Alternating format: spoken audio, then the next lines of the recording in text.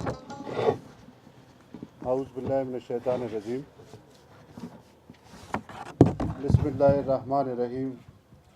قابل احترام صدر اسلامی جمہوریہ پاکستان جناب گورنر صاحب، گورنر بلوچستان، حکومتی اداروں کے سربراہان، سردار، قبائلی نوٹیبلز، چیئرمین، کونسلرز، صحافی حضرات، السلام علیکم۔ سب سے پہلے میں اپنی ڈپارٹمنٹ اور سبی میلہ آرگنائزنگ کمیٹی کی جانب سے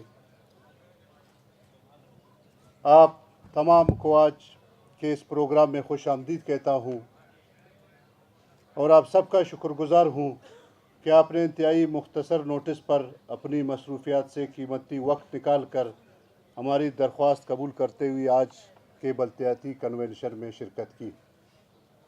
حسب روایت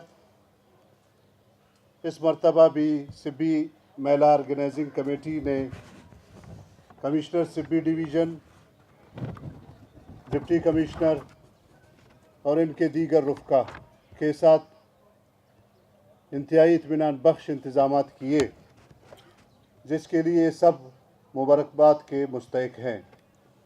اسی طرح صوبائی حکومت بھی شکریہ کی مستحق ہے کہ جس نے فنڈز کی بروقت فراہمی کے لیے اقدامات کیے تاکہ یہ قومی میلہ منعقد ہو اور کسی قسم کی کوئی مالی رکاوٹ آڑے نہ آئے۔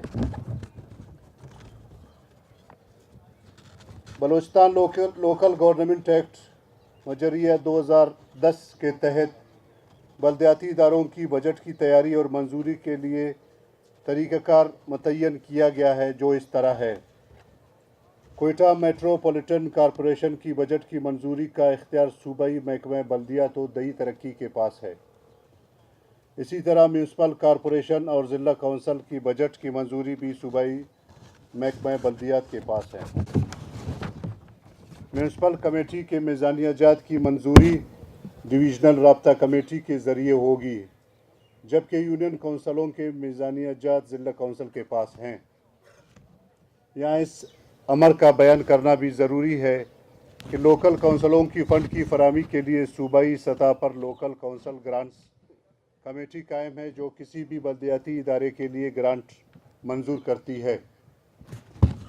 مقامی کونسلوں کی نگرانی اور ان کی کارکردگی کی معائنہ کے لیے بلدیاتی قانون، اگر معطلی کی تاریخ سے 6 ماہ کے اندر انکوائری مکمل نہیں ہوتی تو مقامی کونسل دوبارہ بحال ہو جائے گی۔